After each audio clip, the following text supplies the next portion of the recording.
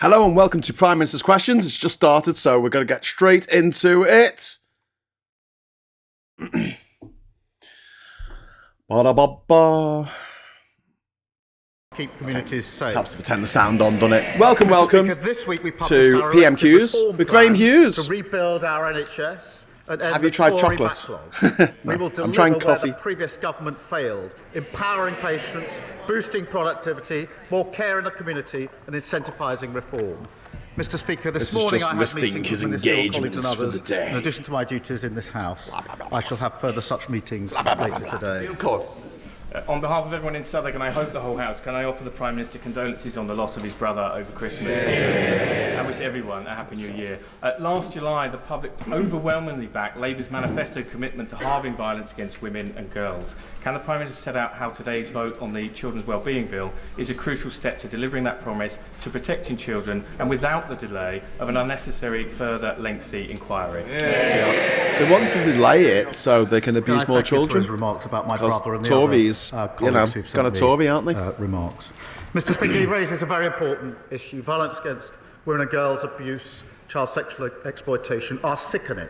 Many victims have been let down for a very long time by warped ideas about community relations and the protection of institutions. Mr. Speaker, he raises the question of inquiries. There have been a number of inquiries, both national and local, including one covering Oldham, and reasonable people can agree or disagree on whether a further inquiry is necessary. This morning I met some of the victims and survivors of this scandal, and they were clear with me that they want action now. Not another inquiry. Further inquiry. The J inquiry, the last national inquiry, was 7 years, which would take us with a further inquiry to 2031. I think action is what's required. But whatever your view, whatever anyone's view on scoring political points, that's all the Tories were doing with this. What I find shocking is that anyone in this House would vote down the Children's Wellbeing Bill this afternoon, which is vital protections for the most vulnerable in our society. And I urge the Leader of the Opposition to withdraw her wrecking amendment. Leader of the Opposition, Kemi Badenoch. Here we go. Mr. Speaker, the whole House has heard that the Prime Minister lost his brother during the Christmas period. So can I offer him, on behalf of my party, our sincerest condolences? Sincere. All right, The new year has started with a focus on the decades-long rape gang scandal. Across the country, thousands of girls were tortured and sexually abused at the hands of men who treated them as things to be used and disposed of, destroying many lives forever. Like what Donald Trump did, your mate. The Prime Minister has mentioned previous inquiries. He is right. There has been an inquiry into child sexual abuse, but it wasn't about the rape gang scandal. What? In its 468 pages, it mentioned Rotherham just once. Yes, is the Prime Minister confident that we know the full extent of rape gang activity? So you want to do nothing till 2031? Can I first thank her for her condolences, and can I thank her for reaching out over the Christmas period when I lost my brother? I really did appreciate that, and I appreciate it today. Good to see Jess on the front bench. On the question of further inquiry, there have been a number of inquiries. Some of them localised, including the Mayor of Manchester's inquiry recently, and of course a national inquiry Professor Jay carried out, took 7 years, had 20 recommendations, none of which actually were implemented by the party opposite when they were... when Kemi Badenoch was Women's Minister. This is a really serious issue, and we must focus, obviously, on the victims and survivors. There's no fixed view on the victims and survivors about a further national inquiry. There are mixed views. But there is a view, and I share this view, that what is needed now is action on what we already know. Not another fucking review. We already know, myself from personal knowledge when I was Chief Prosecutor, that warped ideas, myths and stereotypes about victims are at the heart of this. We've known that for a decade. The J report called for mandatory reporting. I called for it 11 years ago. What we need now is action. If you don't report it, it's a crime. Is the idea that this afternoon members opposite will vote down a bill which protects children, include Mr. Speaker. Unbelievable. Unbelievable. Mr. Speaker. Yeah, kick the can down the road, Billy, you're right. One of the provisions in the bill is to protect children vulnerable today who are out of school to prevent abusers ever taking those children out of school. I implore members opposite to defy the misleading leadership of the Leader of the Opposition and vote for a really important bill. Yeah. He's got them over a barrel because they're going, oh, we care about children, but we're not going to vote for this thing to defend children. Would say shocked? That What are you actions shocked were about? not taken. He knows full well that we accepted 18. He knows full well that we accepted 18 of the 20 recommendations. Did you do anything about it? Did you do it? What did you do? Further, what did you do? Launching a gangs task force that found 550 more perpetrators. That shows that there is still work to be done. In Rotherham alone, there have been over 1,400 victims. Across Oldham, Bradford, Bristol, Rochdale, and dozens more towns, there have been thousands more victims. But no one has joined the dots. No one has the total picture. And it is almost certainly You just said that they caught hundreds of perpetrators, thousands, you just said. I know he says that victims have different views. We have different views across this house. But one victim from Telford says she wants a national inquiry. She wants another inquiry. A national inquiry because it will hold people accountable in a way that previous inquiries have not. It is very possible. Well, like people like you did nothing. Take on more You and did still nothing. have a national inquiry. We took on the recommendations. Listen to victims and launch a national inquiry which would have the power to summon witnesses and make them give evidence under oath. A load of bollocks. Yeah, she doesn't even know where Rotherham is. She says they accepted the recommendations. They didn't act on them. One of the central recommendations was mandatory reporting, and it's still mandatory reporting. I called for this 11 years ago. They've been tweeting and talking. Yeah. We've been acting. And they're going to vote against it this afternoon. The Leader of the Opposition has been an She's MP, not very bright. for 8 years. Her party have been in government for 7.5 of those 8 years. She was the Children's Minister. She was the Women's and Equalities Minister. I can't remember her, I can't recall her once raising this issue in the House, once calling for a national inquiry. Check the record. It's only in recent days Check she's the jumped record. on the bandwagon. Now, if Mr. Very, very poor taste. If I'm wrong about that, and she has raised it, accepted then I 18, invite acted her on to, 0. Say that now, and I will happily withdraw the remark that she hasn't raised it in this House in the 8 years that she's been here until today. Oh. Go on. Mr. Speaker, the Prime Minister is being very specific. It's true. This issue. It's very true. I've raised it in speeches. I've raised it publicly. In this House. He knows that in the House. as a minister, in the House. He knows that as a minister, I would not have been speaking on this specific issue. I was not a Home Office minister. But But, Mr. Speaker. What? But, Mr. Speaker. You're a minister for women and equalities? About other victims who came to me, who I did help. The victims of the Tavistock scandal, who came to me as a minister. I didn't send them away like his safeguarding minister. I made sure, as his Labour Party, were calling me transphobic. You are transphobic. Launched the CAS review, which even his health secretary has accepted. So we do right by victims. You are transphobic. What was happening in Tavistock? A national all inquiry bullshit. Is important is because this issue is systemic. It has been involving local and national officials, the police, prosecutors and politicians. Yeah, Nick and Diff, she's using victims as a political football. But these interlinked issues cannot be covered by local Just woken up about it now. She's very enraged about that thing that they had to do nothing about. They did nothing about. They couldn't summon witnesses, and not a single person. I want another inquiry. Let's have another inquiry to do nothing. The Prime Minister Kick called the for can down the 9 road. inquiries in the last Parliament. Does he not see that by resisting this one, people will start to worry about a cover-up? What the hell are you on about? She didn't answer the questions, did she? Well, she's not supposed to answer questions. Fair enough. Mr. Speaker, this is an important issue. Silence and we have to focus is on the victims damning. and survivors, and it isn't helpful. This sort of lies and misinformation and slinging of mud doesn't help them one bit. He just called her a liar. He just called her a liar.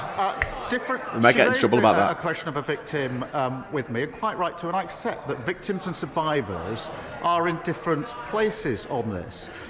Those that I've spoken to are worried about the delay of a further inquiry. The last inquiry took 7 years. That would take us to 2031. Now, these inquiries, amongst the issues that 2032 actually, Keir, but she's whatever. been speaking to victims, they'll have raised this with her. is that it's very hard for victims and survivors to come forward to explain what's happened to them. They do not want to be rushed through this process, which is why the last one took 7 years. It's not sensible to suggest that this can be done in a hurry, on the cheap and comprehensively.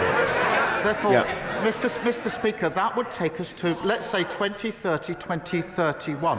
The victims that I've spoken to want action today. I agree with them on that. But what I don't understand, I genuinely don't understand, is why anybody today would vote against the Children Wellbeing Bill, which will protect children who are vulnerable today. It will kill the bill. It will stop those provisions for children exposed at risk today. I implore them, vote for the bill. Don't wreck this in this misguided way.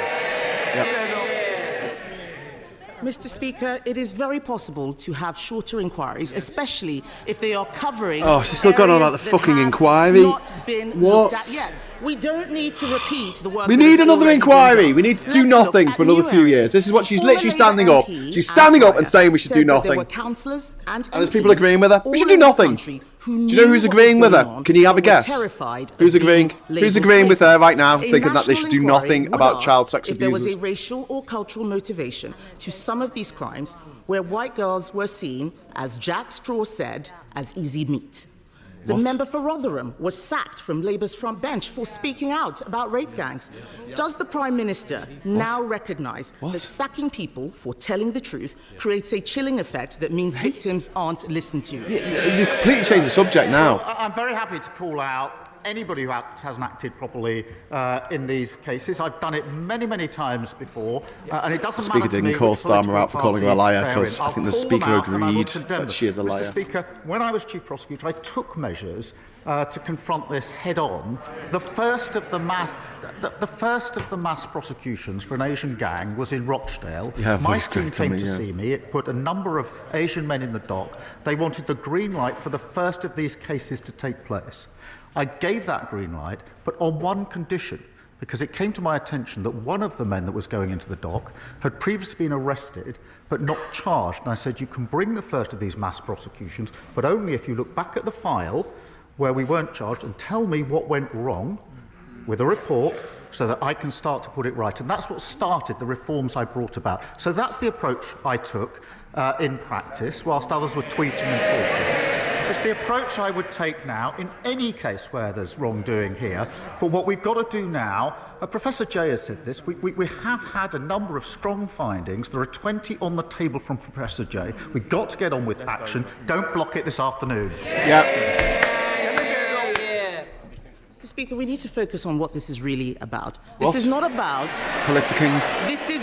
Politicking, using children who have been abused as a political football. This is not about the Prime Minister's work you in fucking the CPS. Vampire. And I would say very respectfully to the Prime Minister, it's not about you. It is about the victims. Oh, really? It's not about you. Okay, that's something that we could say to you, Kemi. People were scared to tell the truth because they thought they would be called racist. If we want to stop this from ever happening again, we need to be more racist. We cannot be afraid. To be racist? The Labour Party has adopted the APPG The vast majority of these cases involved white perpetrators. Said talking about sex groomers was an example of Islamophobia. This is exactly why people are scared to tell the truth. And the lack of clarity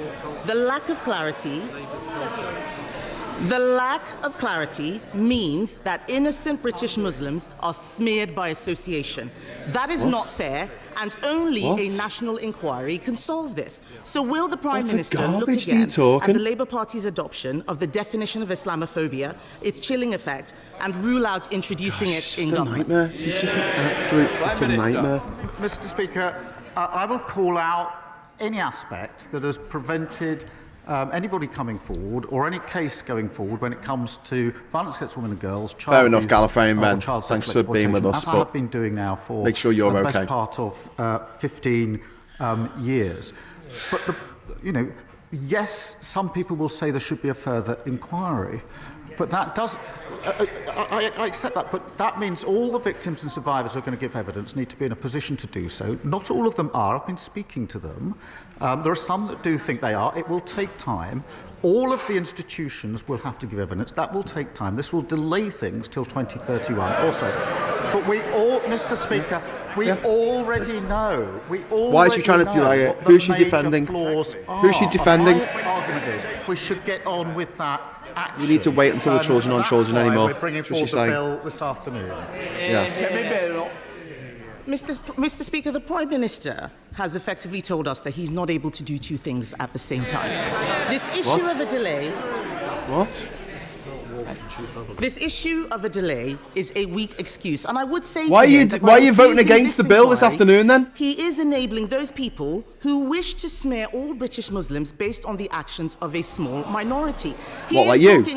Like what you want to do? Let us have the truth. The Prime Minister cannot tell the House the full scale of the scandal. He doesn't want questions asked of Labour politicians who may be complicit. He won't listen to the victims. He won't listen to he clearly has. Who are calling for a national inquiry. She's so bad at He's making this all about a bill this afternoon. Later today, no, he's not making it all about that. MPs, including in Telford, Rochdale, Bristol, Derby, Rochdale. What's a Rochdale? Oldham, Bradford, Peterborough, Coventry, Middlesbrough, Newcastle, Ramsgate, tell all of these people to vote against a national inquiry into the gangs which have systematically gang raped children in their constituencies. We've already had an inquiry and you gobshites did nothing about it, you twat! British history, Mr. Speaker. How many questions does she get? Yeah, 100 pages losing shit. We're all losing our shit here. This is a very, very important issue that does matter to the country. It matters to all our constituents. I want to make sure they can hear what's being said by the Leader of the Opposition and the Prime Minister of the Opposition. Mr. Speaker, this is one of the worst scandals in recent You British are one of the history. worst scandals in British But history. how are they going to explain Your bloody party, to their constituents what your party did? that obeying his whip is more important than doing the right thing? What? So you want to vote against protecting children? She's right to say it's one of the worst scandals. It's terrible. That's why I acted on it. Her recently acquired view that it's a scandal. Yeah. Having spent a lot of time on social media over Christmas, not once in 8 years did she stand here and say what she's just said. Not once. Years. Yeah. They didn't act on the recommendations. They want a national inquiry. We had a national inquiry, the J inquiry, the J report. 20 recommendations, not a single one implemented. Yeah. Not a single one implemented. Yeah. And she said you can do two things at once. You can't kill the bill this afternoon, wreck that bill, and protect children. Yeah. There was Mr. Speaker, there was a dreadful case of Sarah Sharif that everybody will remember. This was the girl taken out of school and abused by an abuser. The bill this afternoon fixes that gap. Yeah. And she's going to vote against it. I know there are honourable members on the benches opposite who know very well that what's in this bill is necessary, that it's the right thing to do, and that would want to vote for this bill. I urge them to think twice about following this short-sighted, misguided, bandwagon-jumping approach of the non-leadership of the Leader of the Opposition. I urge them. I urge them to. Agreed. Yeah. Speaker. I hate her so much. Nick and Diff, I hate her as well. And countless other armed forces Tories. families across Aldershot and Farnborough are living in shabby military accommodation that simply isn't good enough after 14 years of Conservative neglect. Yeah. So can I welcome the Ministry of Defence plan to buy back thousands of homes in my constituency? Hate the and will the families Prime Minister set out how sorting out this bad deal left behind by a past Tory government will make life better for Anne-Marie and others like her living in the home of the British Army? Prime Minister. Can I thank her for her question? And we all owe extraordinary debt of thanks to those who serve. Mr. Speaker, by reacquiring over 36,000 service family homes... Ivan, don't let your blood pressure and your mental health suffer. Don't watch it. She's just going to wind you up. Taxpayer around it's a bit late now, isn't it? £230 million per year in rent. And of course, it follows the largest pay rise for the armed forces. She is absolutely terrible, Stonic. You're absolutely right. There is, of course, still work to do but this is a major... And they're still Tories, and it's not automatically send them to Ukraine. Send them to Kursk in Russia. Thank you, Mr. Speaker, and Happy New Year to you. And can I join others by offering my personal condolences to the Prime Minister on the loss of his brother? Yeah. And can I take this opportunity to express my sadness at the passing of a much-loved member of the Liberal Democrat family, Baroness Jenny Randerson. Mr. Speaker, fixing the care crisis is urgent. For the millions of people, elderly, Badenoch wants to protect the perpetrators for another 7 years. For the millions of family carers who are making huge sacrifices to fill the gap, for the NHS, where over 12,000 people are stuck in hospital beds because they can't get out of hospitals, the care's not there for them. The Prime Minister is right to say we need a cross-party approach today, but as Sir Andrew Dillot has said today, that needn't take 3 years. So will the Prime Minister please speed up this work so 2025 is the year we finally rise to the challenge of fixing care? Prime Minister. I thank him for raising this important issue and thank him for his condolences. Yes, it is right we need to get this right. I want a cross-party consensus on this and invite him to work with us on this, as I know he will. But it is important, and he's right to say we need some action now as well. And that is why it's important I point out the immediate action that we've taken, the £3.7 billion of additional funding in the budget for social care, another £86 million to allow 7,800 more disabled and elderly people to live more independent lives, and of course the increased carers allowance. And the way in which we've set this up is in stages so that we can act and improve as we go along, but making sure that we've got consensus for the bigger changes that may be proposed decent in the question, review. decent And I do answer. invite him and members wish I'd do across the more, House to work with us on this so that we can get this right and make sure that what we put in place endures out across the beyond, House. Just a few years. Thank you. Tories ever fucking did. Fred David. Mr. Speaker, I'm afraid if the government doesn't bring in these long-term social care reforms this year, their NHS reforms, this Parliament will fail. So I hope he will revisit the timetable. But moving on, Mr. Speaker, while the honourable member for Clacton may miss out on his big allowance from Elon Musk, the spectre of the richest man in the world trying to buy a British political party should give us all pause for thought. Yes. And after years of the Conservatives taking millions in pounds of Russian money, will the Prime Minister now work with us to bring in long overdue reforms of party funding so that power in this country lies with the voters and not wealthy overseas oligarchs? Yes. I think we all had a smile on Sunday when the honourable member said how cool it was to have the support of Musk, only for Musk to say he should be removed. Looking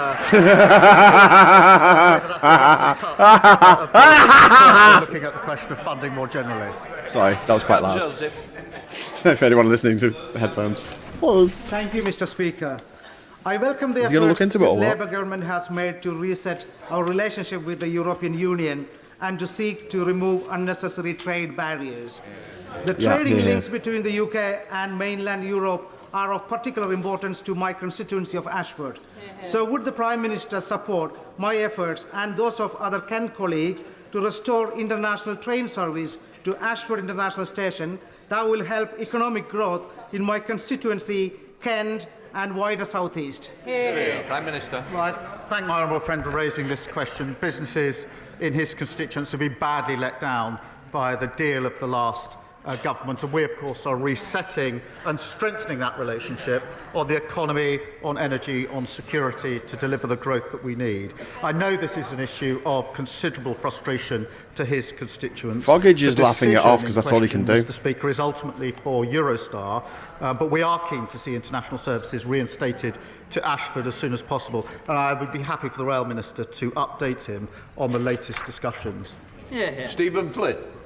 Mr. Speaker, can I begin by doing something unusual, which is to commend the Prime Minister on his earlier answers to the Leader of the Opposition and, of course, to pass on my party's condolences to him for the loss of his brother.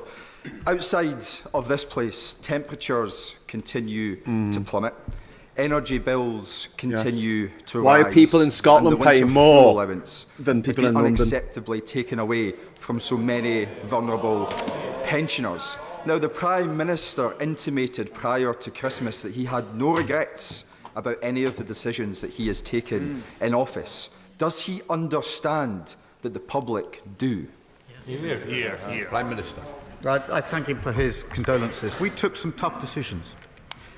They led to a budget which delivered the largest settlement since devolution began to Scotland. If he thinks we should now reverse that, then he should say so.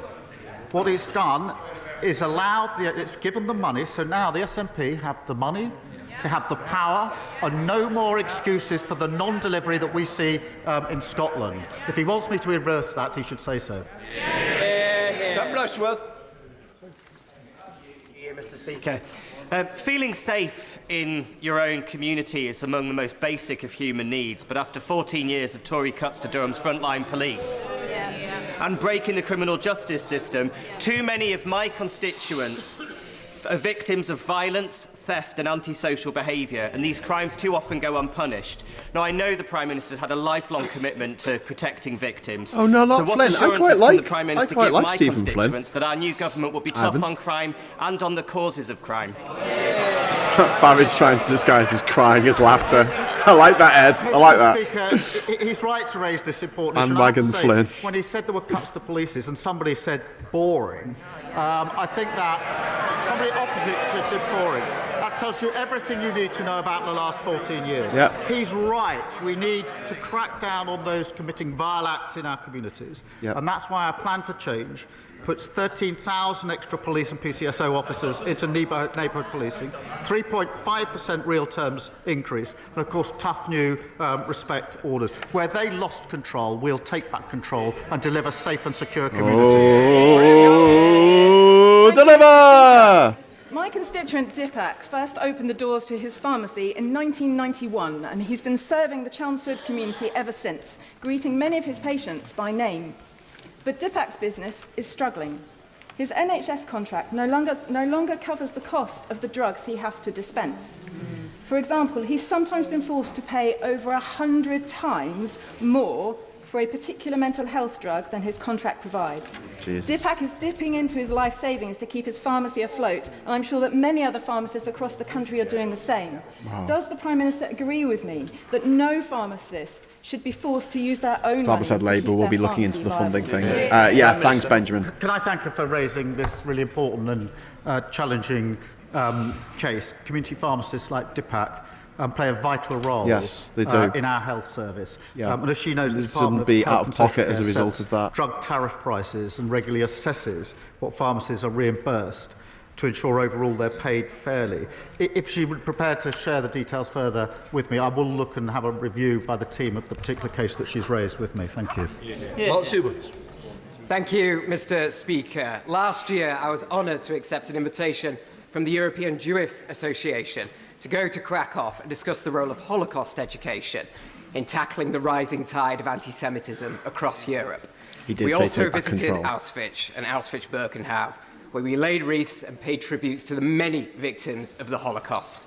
Given that this month marks the 80th anniversary of the liberation of those evil places, will the Prime Minister set out what this government is doing on Holocaust education to ensure that never again means never again? Well, I mean, what are you doing to stop Trump? Antisemitism is completely abhorrent and has no place whatsoever in our society. Mr. Speaker, I recently met with Jewish community leaders in Downing Street to discuss what further we can do to combat anti-Semitism, and that includes allocating £54 million for the Community Security Trust to continue their vital work, committing to building a new Holocaust Memorial and Learning Centre, and providing at least £2.2 million to continue the funding lessons from Auschwitz. And I look forward to working with others on those important proposals. Victoria Collins. Thank you, Mr. Speaker.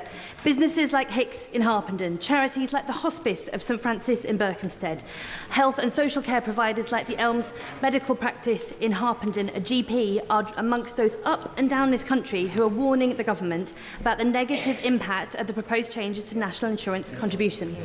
When will the Prime Minister heed those warnings and, at the very least, look at exemptions for health and social care providers like they have for the NHS?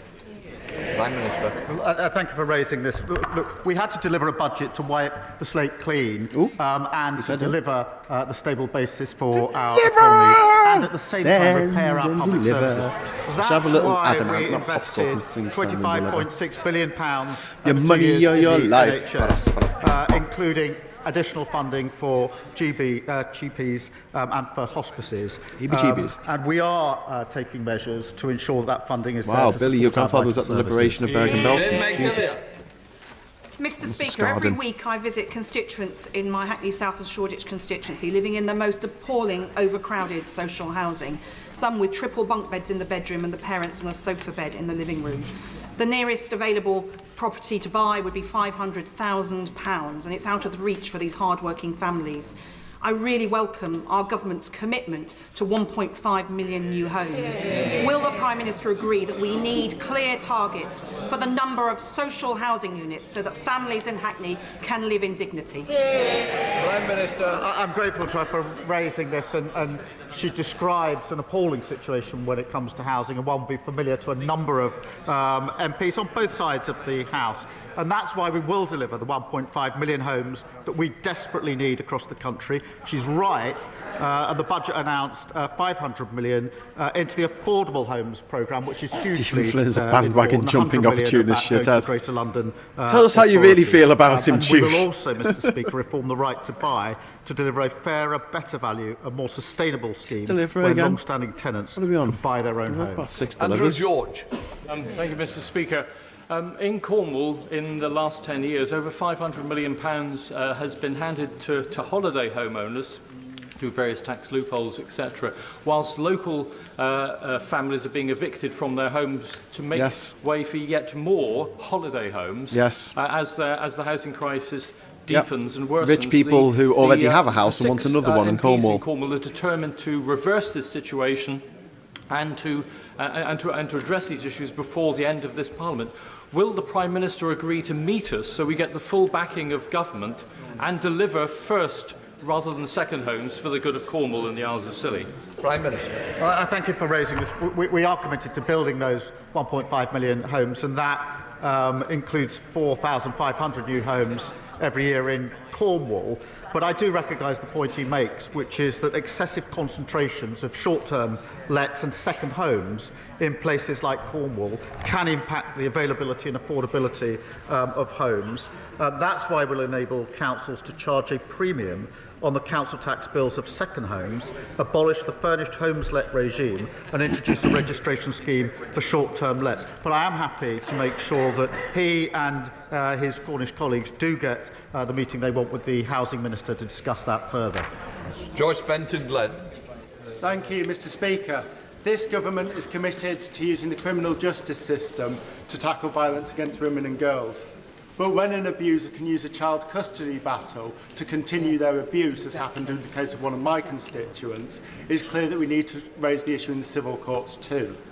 Will the Prime Minister please look at ending the absurd assumption that a domestic abuser's involvement in a child's life is advantageous to their welfare? Prime Minister.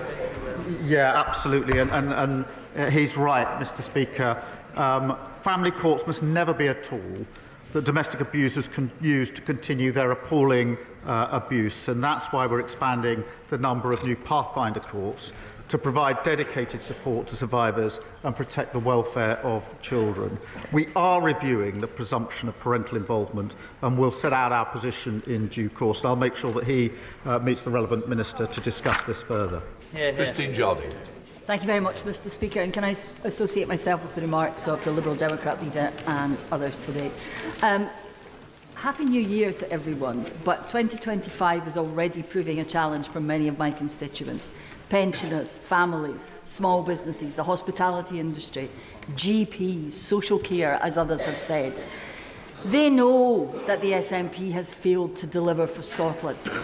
They hear when the Prime Minister says that the Conservatives left the economy in a mess, and they know that governments make difficult decisions.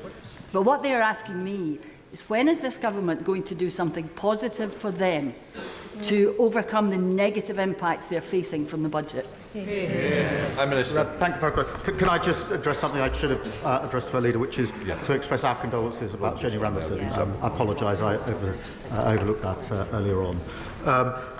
She raises the point about the failure of the SNP and the legacy of the Tories, and I'm proud that this Labour government delivered the largest budget settlement for Scotland since devolution. And that means, Mr Speaker, in answer to a question, 100,000 workers in Scotland benefit from the increases from the national minimum and living wage each year. An estimated 3.2 million people in Scotland will benefit from the extension of the 5p cut in fuel duty. And it comes, of course, on top of the 125 million set up Great British Energy in Aberdeen. It reinforces the point. They've got the powers, but a terrible record. They left a terrible legacy. We're getting on for delivering for Scotland. Delivering! This Labour government delivered justice for members of the My Workers pension scheme. 45,000 members of the similar British Coal Staff Superannuation scheme are keen to see their £2.3 billion investment reserve returned to them, which could boost coalfield communities like mine in Cannock Chase. Will the Prime Minister meet with retired miners, trustees and coalfield MPs to discuss what could be done for BCSS members up and down the country? Prime Minister. Right, thank you for raising this issue. I was pleased, Mr Speaker, too many that of the them, first increased payments to mine workers scheme members were made at the end of November. I do understand the strong feeling on the British Coal Staff Superannuation scheme, which is why the Minister for Industry met the trustees last year, and we will be working with the coal staff trustees to consider their proposals once the new mine workers pension scheme arrangements have been Wankers opposite just once. Yeah, Anthony, thank you, Mr Speaker. Mr Speaker, first of all, we had a Chancellor who embellished her CV, then we had a Transport Secretary with a fraud conviction, and now we've got an anti-corruption minister who is being investigated for corruption. Now, I know the Prime Minister likes living in free accommodation, but does he really think it's appropriate that his minister is being given free housing by the political allies of some very dubious foreign regimes? Well, like Russia. Mr Speaker, the City Minister has acted appropriately by referring herself to the independent adviser. We brought in our new ministerial code to allow ministers to ask to establish the facts, and I'm not going to give a running commentary on that important exercise. Tonia Antoniazzi.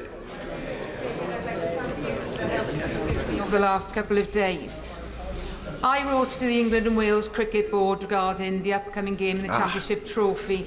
That knobhead, Greg Stafford, is going to be.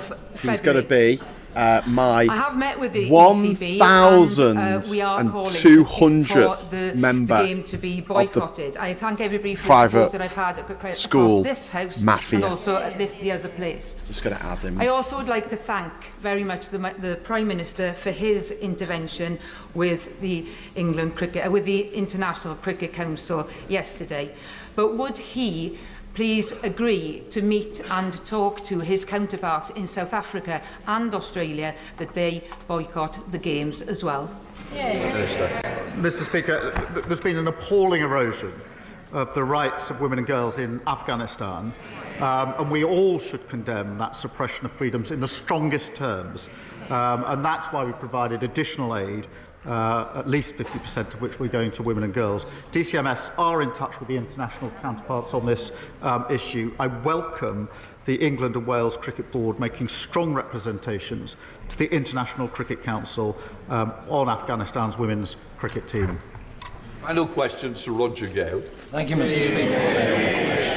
Mr Speaker, setting aside the matter of grooming gangs, the opposition amendment on the order paper today sets out very clearly why the bill that we shall be debating is so very deeply flawed. Oh, is it? And if it is to become an act of Parliament, it will have to be completely rewritten in committee.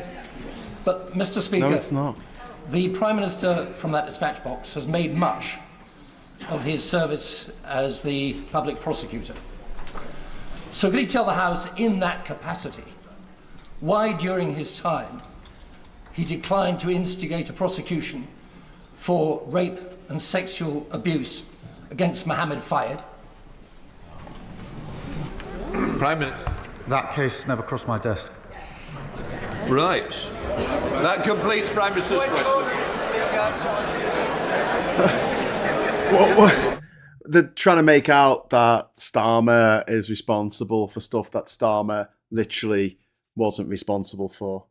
It's entirely annoying as hell that they keep doing this. Just to they know, like you know and I know, that putting an idea into the public imagination is a lot easier than actually doing the hard yakka of extolling the truth. You know, what's really happening. They say that a lie has got around the world before the truth has got its pants on. And so Roger Gale there was lined up by his party to bring in something about Mohammed Al-Fayed, who a very good friend of the establishment, the Tory party, Tory donor, the owner of Harrods for a long time. And the fact that the Tories were in charge from 2010 to 24, 14 years we had the Tories in charge, and they did nothing. And most of that time, Fayed was still alive. They could have done something while he was alive, but they did nothing. And now they're blaming Starmer, saying, well, you were the director of public prosecution, so it didn't cover my desk. It didn't come across my desk. Like, it only gets referred to him if it goes through the police first, and then they refer it to the department that was headed up at the time by Keir Starmer, but it never crossed his desk. In the same way that the allegations against Jimmy Savile, which came out after he died, didn't come across his desk. And they damn well know this, you know? This isn't just some kind of, you know, random thing that just magically fucking happens, you know? Like, they stand up and go, oh, well, I was convinced that this was the truth. They know it's a lie. But all they need to do is stand up and say it in Parliament, where they can't be sued. They can't be done for libel or slander or defamation. They can just say this shit. And this is the same stuff that the horrible little miserable shit Boris Johnson did a few years ago, where he tried to draw a parallel between Savile and Keir Starmer by saying, oh, well, you know, you should have done something about Savile. You let Savile off the hook. He didn't. Do you know who let Savile off the hook? The Tory party. Because they liked Savile because he was a Tory. He campaigned for the Tories in the 1980s. He was good friends with Margaret Thatcher. He was good friends with the royal family, especially Prince Andrew.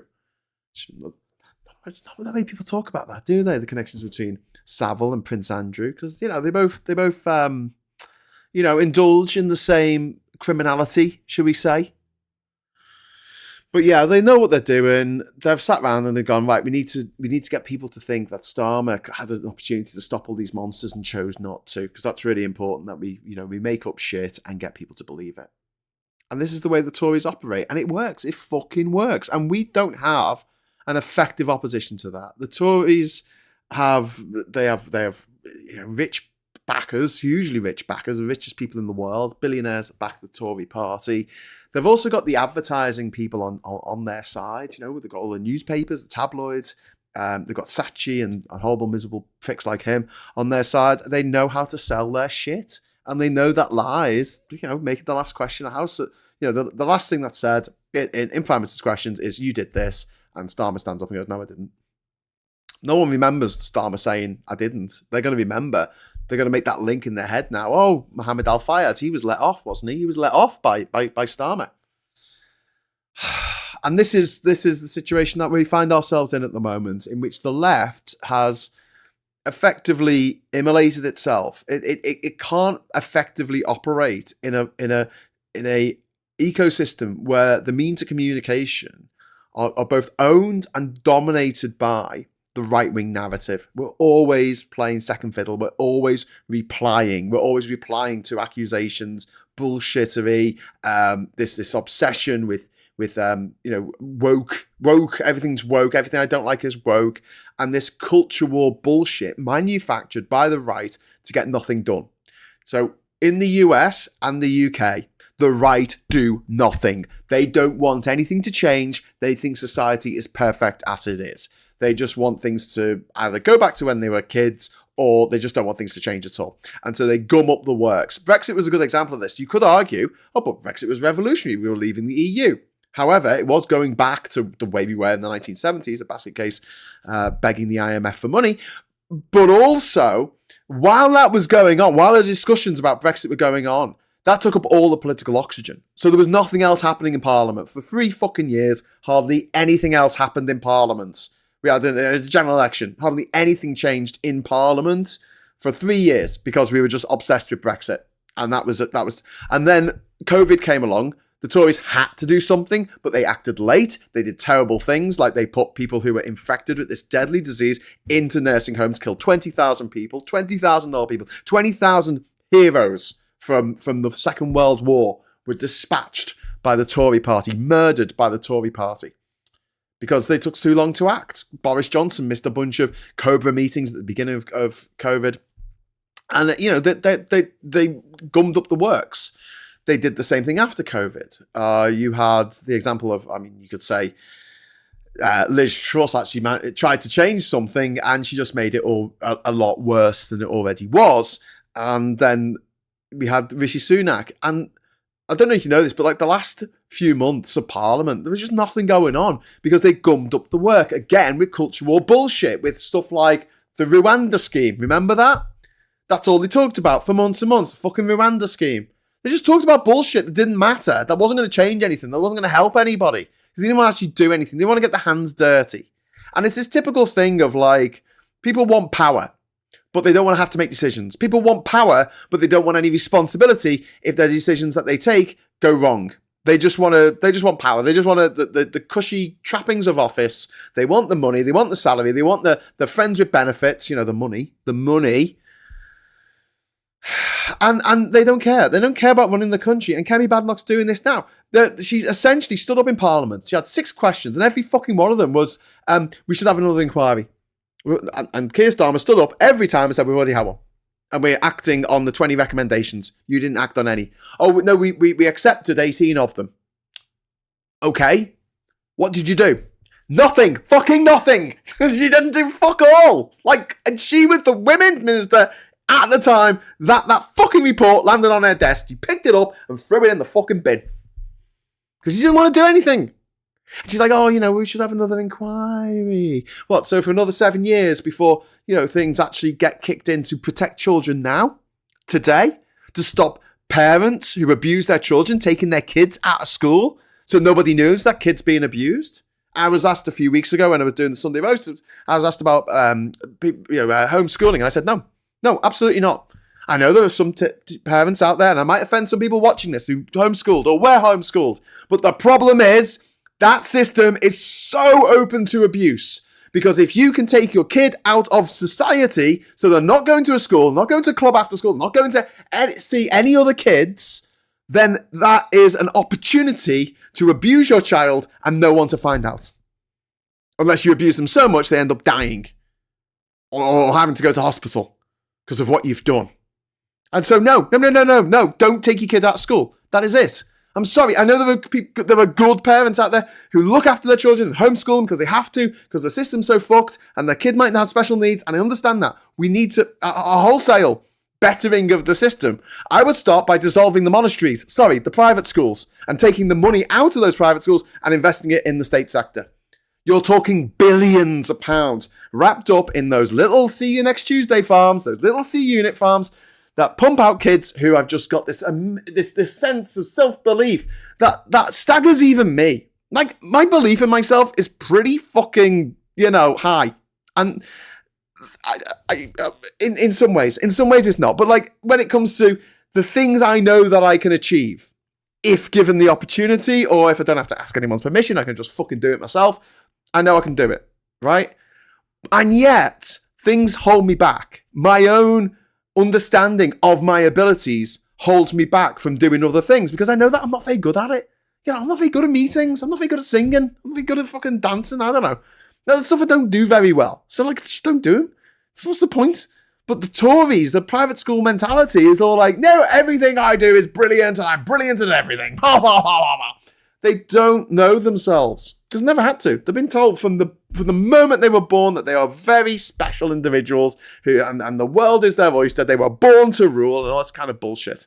But what they're doing today, voting against this bill to protect children from being taken out of school by abusive parents and abused more to the point where they die, and the Tories like, no, we're not going to vote for that. Why? Who does that benefit? Apart from the abusers. That's what the Tories want to do. They want to have another fucking report drawn up, which will take years. In the meantime, the offenders can go on offending. Maybe the offenders will be so old they'll fucking die and never have to go to jail, like what happened with Mohammed Al Fayed, like what happened with Jimmy Savile. Oh well, they're dead. What can you do? Incredibly frustrating question time there. I'm sorry for everyone else watching that who felt their blood pressure rise. I certainly did.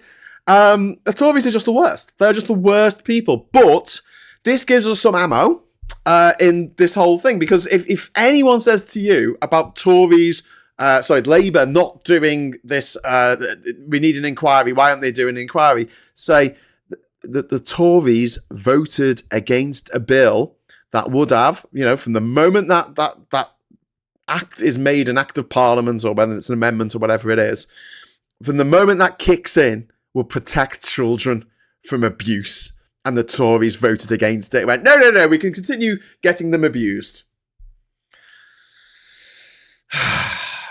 We need to get better at this. We need to get better at fighting this. We need to be more joined up. We need to be less territorial and angry with each other while the Tories are just sitting there laughing, eating popcorn and making loads of money for themselves. We need to get better at this. We really do. And I'm guilty of it as well. I'm not absolving myself of this, but we need to get over this territorial. No, but I'm a Green. No, but I'm rejoining EU. I'm a Lib Dem. I'm Labour. And we need to work together more. And so when Stephen Flynn stands up, I don't think it's helpful if you all go, "Oh, he's a cunt. I don't like him. He's a twat." I don't think it's helpful. Nominally he's on our side. I know he doesn't like Labour. That's fine. I don't care. Like a lot of people don't like Labour. But at the end of the day, I think he's a really good speaker, and he puts his points across very well in the chamber. Like, I don't fall asleep halfway through his questions, as I do with some other MPs who stand up and start waffling on about something. And I'm like, oh, God, what was that? I have trouble focusing because they're boring me to death. And he doesn't do that. But I'm not saying that we should be like mega friends with everybody just because they're nominally on the left. But I do think that we should be working together more from now on, because our back's against the wall and we need all the help we can get. And the purity tests and the division in the left and the whole, but you supported this thing 17 years ago and don't you feel bad about that now?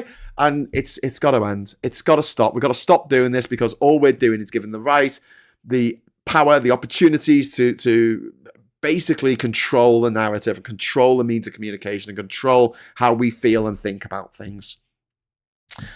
And that's got to end. We've got to, people on the left need to get our narrative across, not just responding to the right, but our narrative across. And I think that really starts with working together with other left-wing, I guess, content creators or pundits or journalists or anyone we can get our bloody hands on to say, can we discuss this issue without without calling each other names, without, you're a bastard. And I'm happy to slag off the Tories. I'll do that all day. I'll slag off Farage. I'll slag off Trump and Elon Musk and all those other gobshites. And I will call them gobshites. You've seen this show. You know how this ends. But like, I'm feeling now, especially with what's happening in America, that the left really do need to come together. And the era of, having divisions within Labour and divisions within the left, it's just not worth it. It's just not worth it. It is really,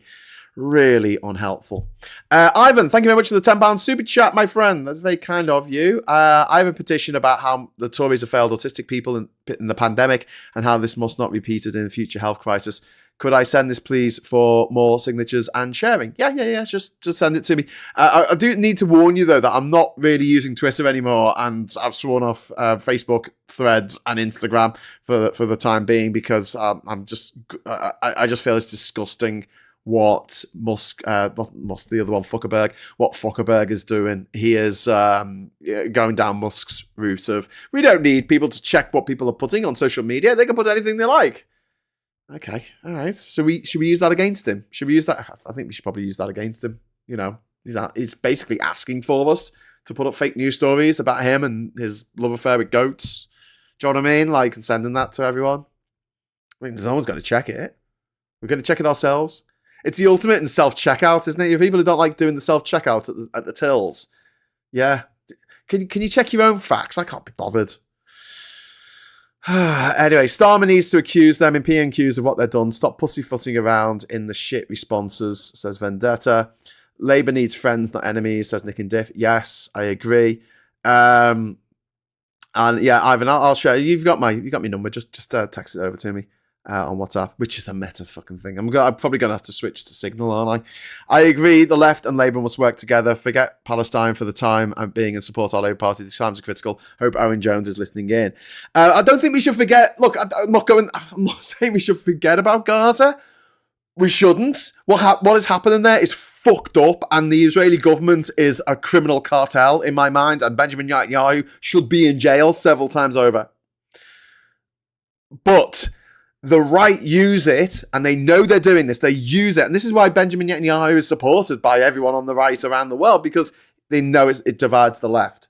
Because we do these purity tests, we do these daft things where people will criticize me because I don't talk about Israel enough. I don't talk about what Israel's doing in Gaza enough. And I'm like, well, I'm trying to talk about lots of different things. And there's a part of me that thinks people are already talking about that. Can we talk about something else? We kind of know about it. I can't just say the same thing over and over again. And maybe the same people will say, well, you mentioned Ukraine more than you mentioned Israel. And if I do, I'm sorry. We should totally give them equal bandwidth, because they're both equally terrible situations in which one country has invaded another and is murdering innocent women and children. Like that, it almost like it feels like it goes without saying. But what it is used is a blunt instrument to divide the left, because you get people for whom Gaza is everything. Gaza is absolutely everything in their life, and they can't see any other thing going on that also needs to be sorted out at the same time. It's like, no, there's lots of things that we need to fix. There's lots of things we need to fix.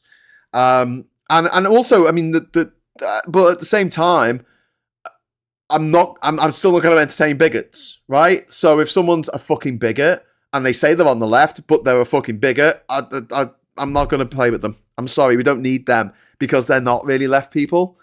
You know, we're not discussing what our foreign policy should be here. You know, I think that everyone on the left understands what Israel is doing is wrong. I think that kind of almost goes without saying, although, you know, we should keep saying it, because a lot of people in Israel don't seem to think what they're doing is wrong. But I think we're also united in our hatred for Trump. But that doesn't give us an excuse to be horrible to Jewish people. It doesn't give us an excuse to be horrible to Americans. It doesn't give us an excuse to be horrible to gay people, trans people, people from different ethnic origins, people different backgrounds, different religions. Going down that route, I don't think is a good idea. So if we could just come together and say, look, there's lots of different policies that we broadly agree on. Priorities might be different, but as long as they're not a bigot, I think we should work together. And yes, that would include Owen Jones. I'm going to go as far as to say that. I know he's an annoying fucking arsehole. But, you know, unless he says something horrifically transphobic, which I don't think he has. I'll be willing to break bread with a few more people on the left who I otherwise wouldn't have had much time for. And I think the big difference is now Labour in power. Okay, so up till July the 4th last year, my problem with people who just spent the whole time slagging off Labour was like, they're the only way of getting the Tories out. The Tories are out now. Great. Awesome. They're out.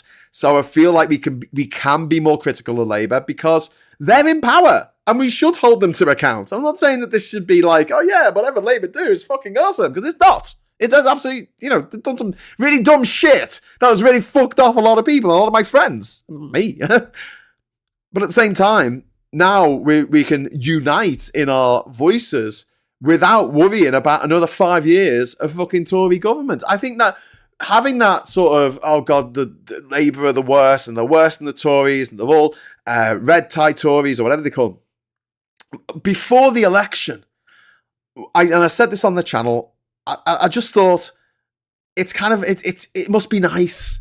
It must be nice knowing that you will survive another 5 years of Tory misrule, sadism, cruelty, the grinding poverty, the grinding machine of poverty that the Tories foisted on this kingdom that, until they got into power, was doing all right. I know we got hit by the credit crunch, but everyone else did. No one else got hit by Brexit.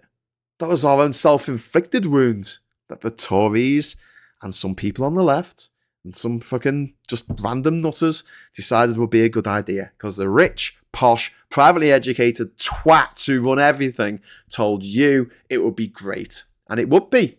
For them. It is. For them. They made a shitload of money out of it. You didn't. I didn't. The price of a beer is now double what it was. And that's because of Brexit. And don't you dare try and tell me otherwise. Don't let anyone tell you otherwise. Why was a beer £4, a few years ago? It already was over the top. Now it's £8 for a fucking beer in Durham. I mean, what?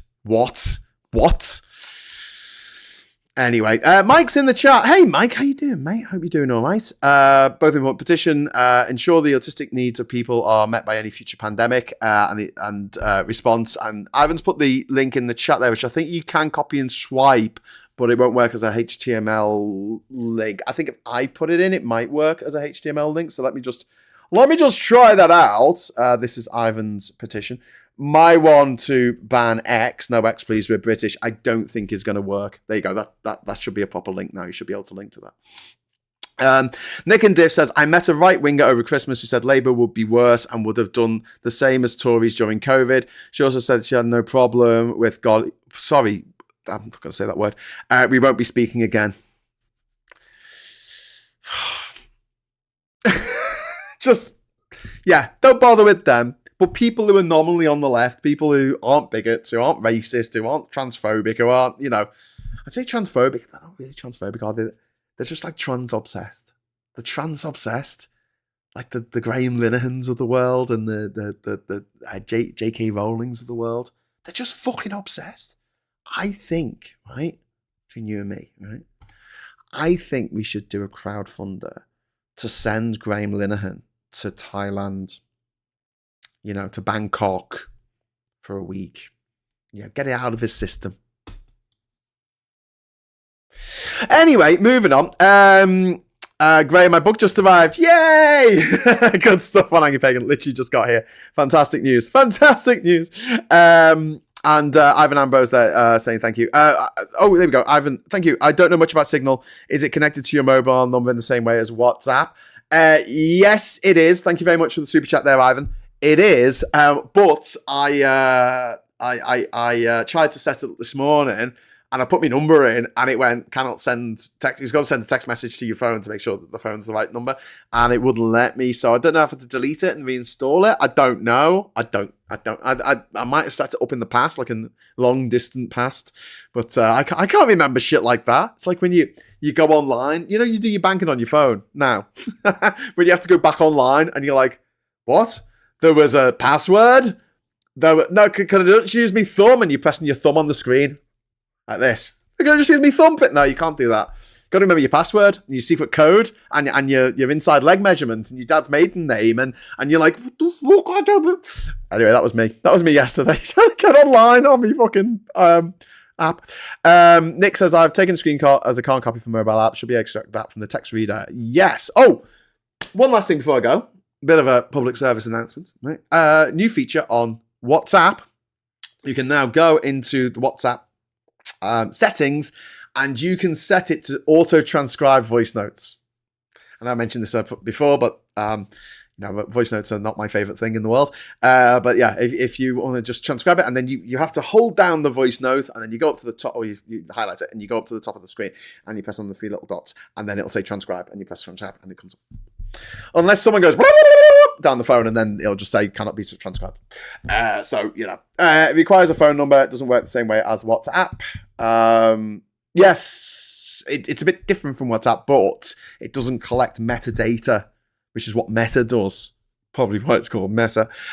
Which although they both use Signal protocol, Signal is a lot more secure than what WhatsApp is. WhatsApp? Love getting new books. Quite the bibliophile I am. Oh, well, you know, I hope you enjoy it, mate. 3 laughs or your money back.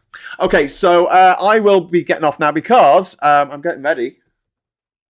Actually, I'm editing at the moment. I'm editing videos. But this afternoon. But tonight, 6 o'clock, join me. Come build with me. We're going to be building this. This is the Lego globe. This is what we're going to be building. Or at least some of it, probably half of it. I don't know. We'll see how we get on. There's about 17 bags in there. So join me for that. We'll be building a Lego globe for no reason other than I've got one, and we may as well do it together. Yay! Join us for that if you want to. I'm going to be talking about politics, and we might get joined by Ben Chambers later on at about 7 o'clock because he's supposed to be coming around here to pick me up to go to the cinema to go and see Nosferatu, which is quite cool. All right. Anyway, so gotta go now. I think I've blathered on more than the actual PMQs blathered on for. So sorry about that. But thanks very much for the super chat, Ivan. And I'll just say to everyone, thank you very much for watching. Thanks for sticking with us. Do us a favour. If you've got any mates who might like this channel, who might, like a bit of banter, like a bit of a laugh, don't want their politics too dry and like taking the piss and saying swear words and stuff. If you've got any mates like that, get them on the channel. I mean, don't get them on the channel. I mean, just get them to subscribe. Get them to subscribe to the channel because we need all the subscribers we can get. And I'm glad to finally announce that we are back in positive net figures for subscribers now for the first time since the election, the UK election. Because since the UK election, my subscriber numbers have just been going down and down because people were sick of politics, and then Trump won and people got even more sick of politics, and then I fucked off to an island for a month, so that was a bit of a change in the usual schedule. I think that pissed people off, and also our friend Uncle Phil isn't doing as many shows as he was. So thank you for everyone who stuck with the channel. But if you could, let a few friends know. Make a list of 5 friends who you think might like this channel, and send them along. It'd be good to have them. More the merrier. That's what I always say. Unless it's more Tories, and then I don't say that. Okay, so I'll see you at 6 o'clock, hopefully tonight. If not, I'll see you tomorrow morning at 9:30 for Morning Brew. And until then, I'll say thank you so much for watching. Hello, good evening, welcome, and goodbye. Oh, give us a like on the way out.